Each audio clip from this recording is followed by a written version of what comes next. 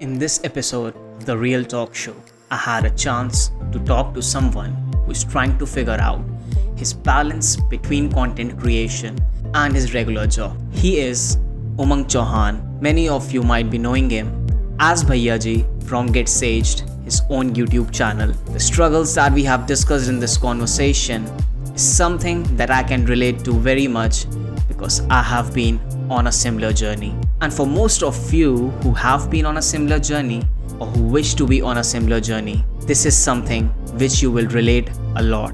And we have also tried to figure out certain approaches for people who wish to pursue their hobby as a career without leaving their 9 to 5 jobs. I hope you like this conversation, and if you do, please support us by sharing this. You can listen to this episode on Spotify as well. We go by the same name, The Real Talk Show. Now, without further delays, here's the conversation. Welcome, Umang, to the Tech Ketchup Show, our NFT original podcast. And today we are going to have a sort of different discussions from which you have been involved in all those kind of discussions over the internet. Like I have seen a few of your interviews. Yeah, I guess you will be having a different kind of experience with this podcast. Yeah, so welcome to the show, and I hope you enjoy it. Thank you so much, Kushagra, for calling me. यार sorry, मैं बताने थोड़ा सा delay करने वाला था, but time बच गया और जल्दी आ गया मैं घर वापस, तो हम शुरू कर रहे हैं आज का podcast. So let's start. My first question to you would be, why did you start your YouTube channel, or what was the idea that you wanted to deliver through your YouTube channel, or something that you wanted to accomplish through your YouTube channel? What was it that led you to start your YouTube journey? So the first reason, like the utmost reason that I could think of on the top of my head would be having the extra time in the lockdown. So I got placed, I think I got my first placement in August, starting of August, and my second placement in March.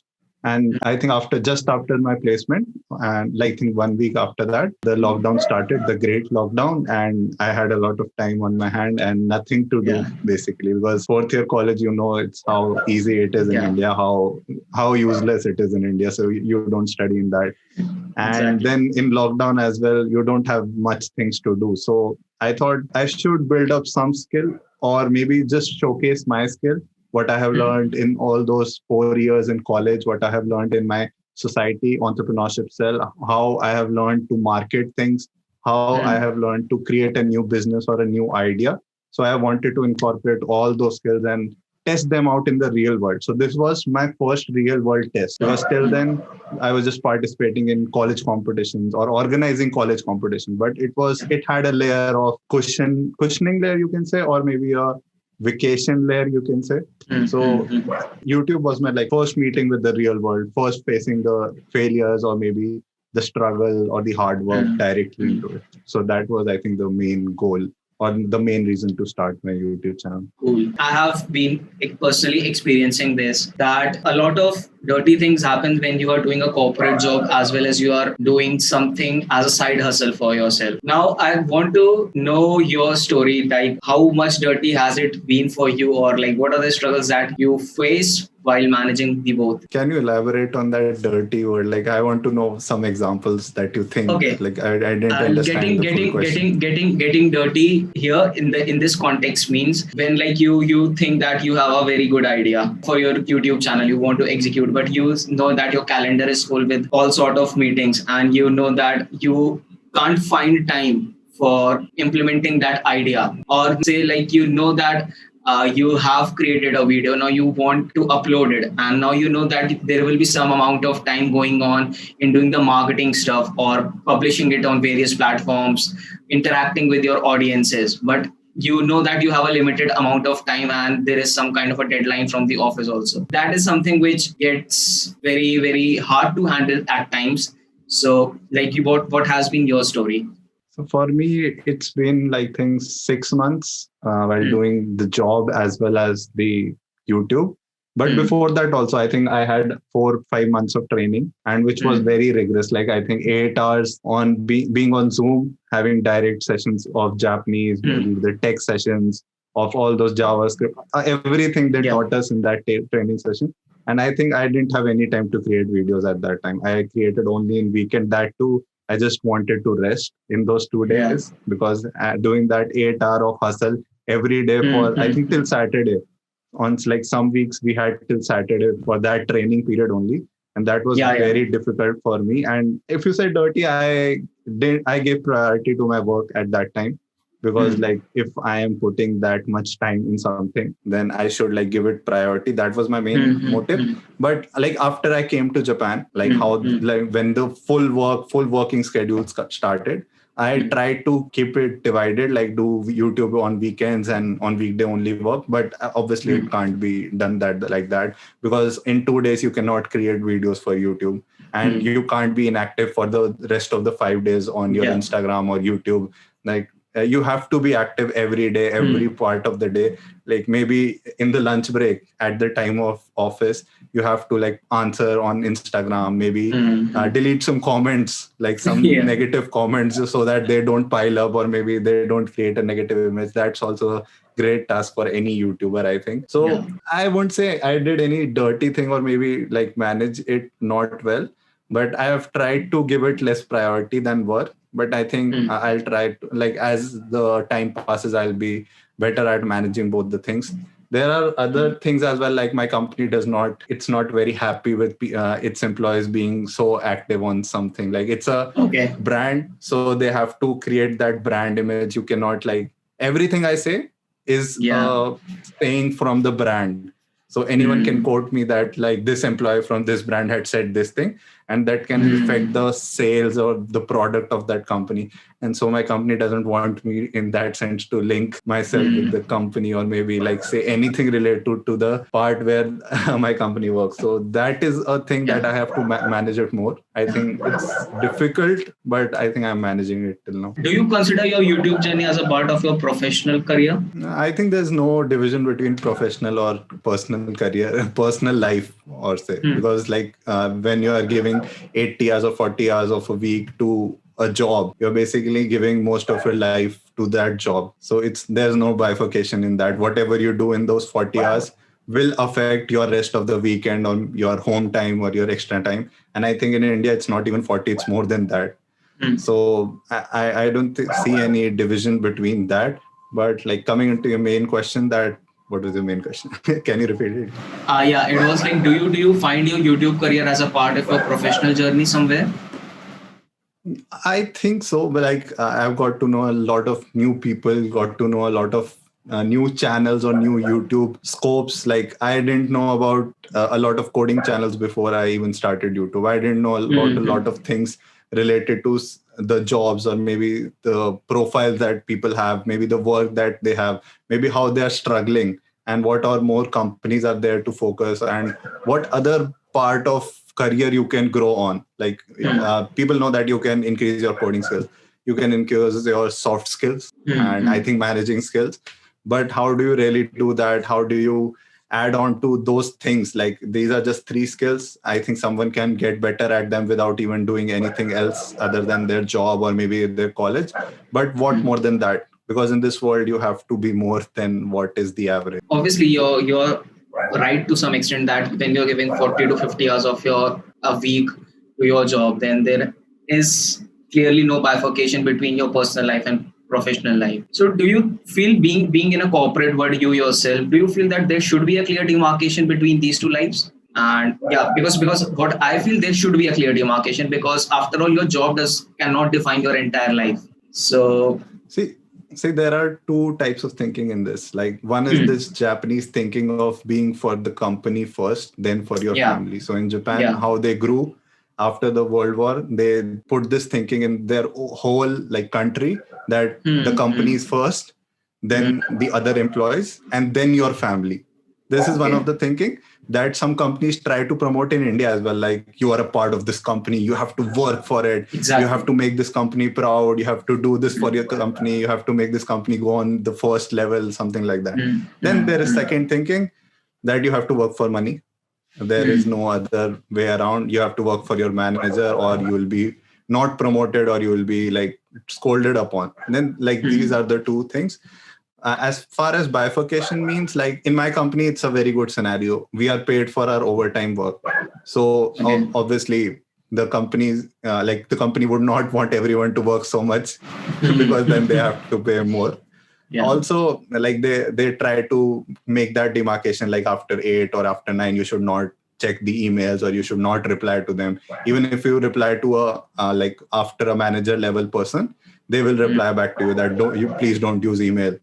Whatever the context of the email is, the reply would be saying, please do not email at this point or time. Please rest or please enjoy in other things and be ready for tomorrow. That would be the perfect, like always, that would be the email in our company.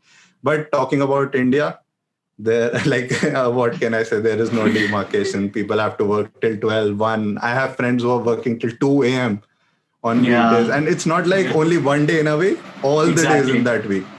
So I think it's very bad, and it's just because the employees are not able to tell their managers that it's not good. You're not. It's the problem of the manager if he's not able to plan that how an employee can be productive in those 8 hours or in those 9 hours only. I don't think it's an employee's fault or a company's fault. It's the manager's fault, and then obviously the manager is related to that company, so it's a company fault. Although there are companies who are very good in such practices like LinkedIn or DirectEye, which have those clear bifurcations, which give, like Morgan Stanley, I think, which give time to their employees to be sane or be staged normally. But like there should be bifurcation, I think. Like the productivity will go down if you like keep making your employee work overtime without even paying them, without giving them any extra benefit of working overtime. The productivity will fall, the type of work they do will fall, and it will lead to the fall in profits of the company at the end. As you very well told that the scenario in your company is on a bit good side, and you guys are sort of being cared upon while be that you don't overwork. But like, how do you personally ensure that you are making clear lines when you are working for the company, you're working for your YouTube channel, or when you are doing something which is related to your personal life? So how do you ensure this, or even if like, is there any kind of extra effort being put by you to ensure this activity? So I'll not take my example, but I'll take examples of friends who are working in India and who have this overtime problem.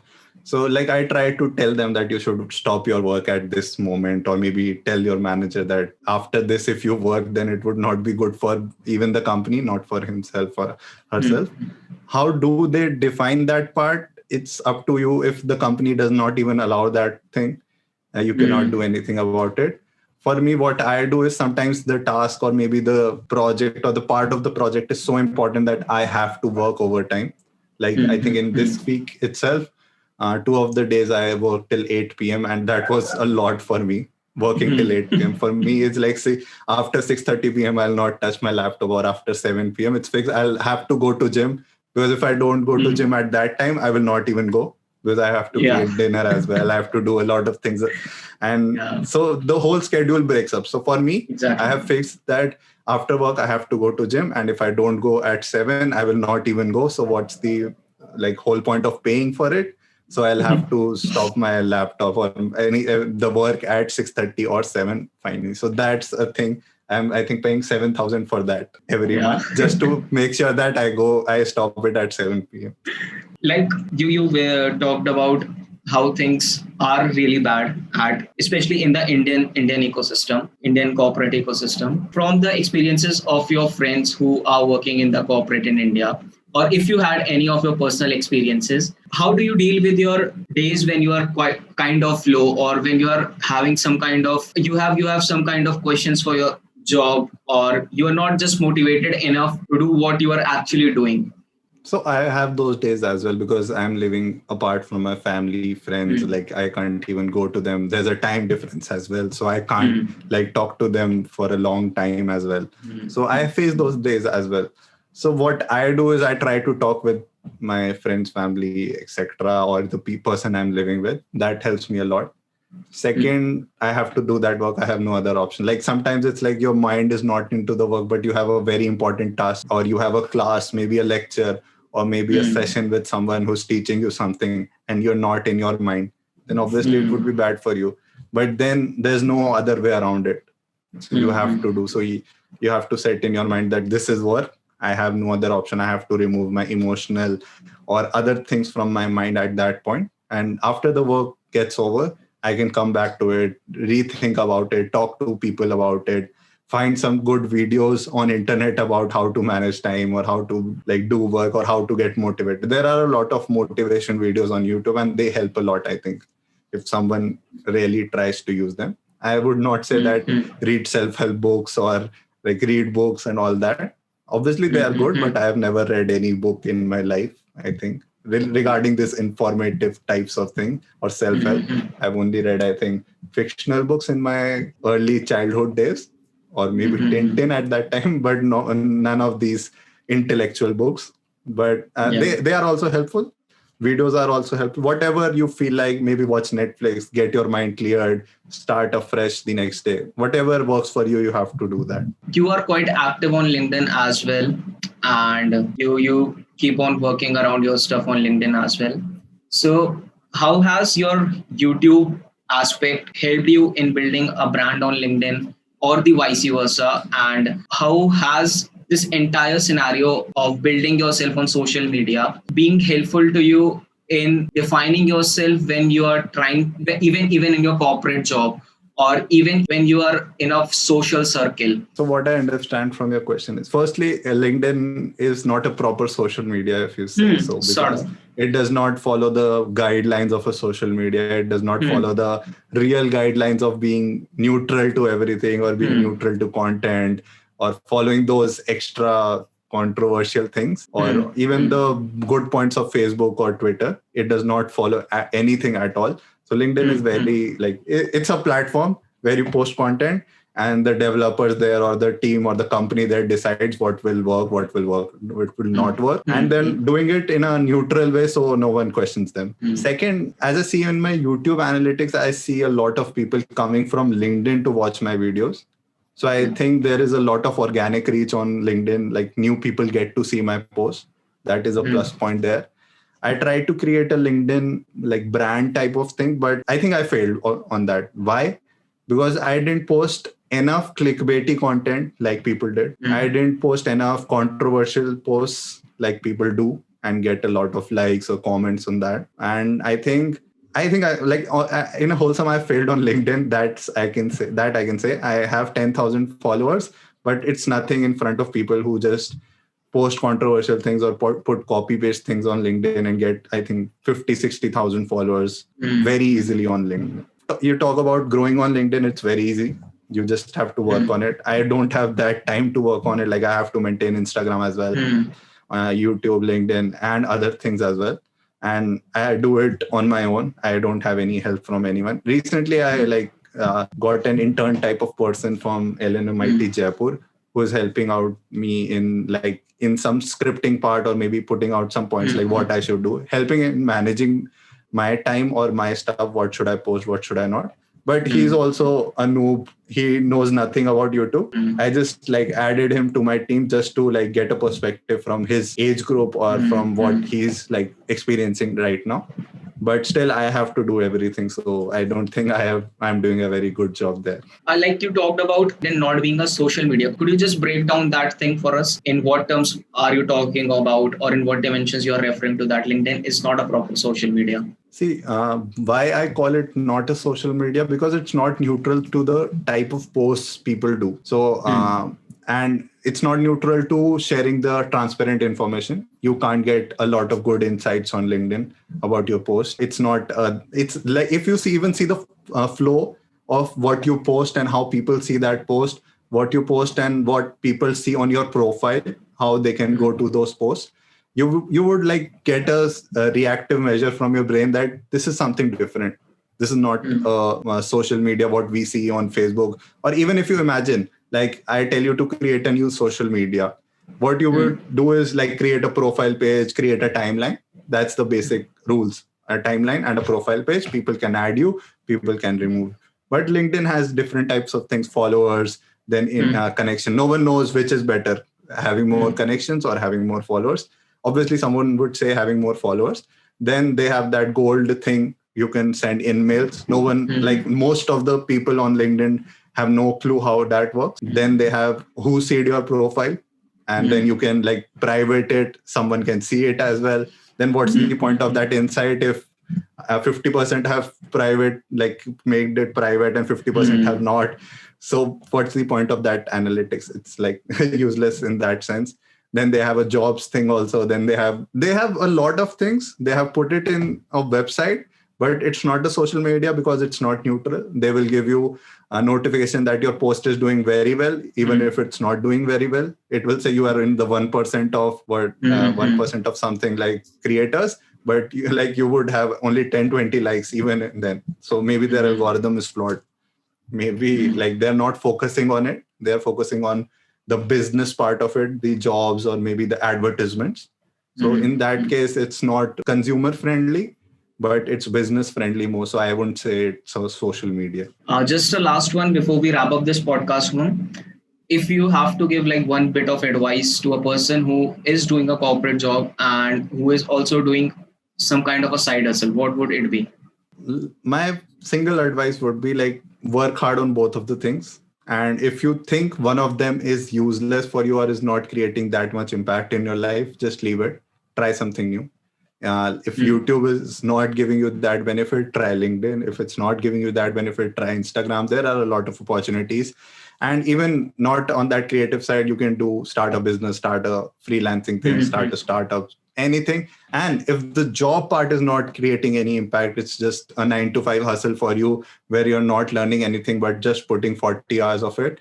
But if you use those 40 hours and put it somewhere else, you might get a better benefit out of that. So plan something like that and maybe leave your job if you have a good plan, a sustainable plan, but work hard on both of them until you find that plan in your mind fully functional and fully created to face the real challenges of the world. Great. Thanks a lot, Umang, for joining in this podcast. I hope you enjoyed this conversation with us.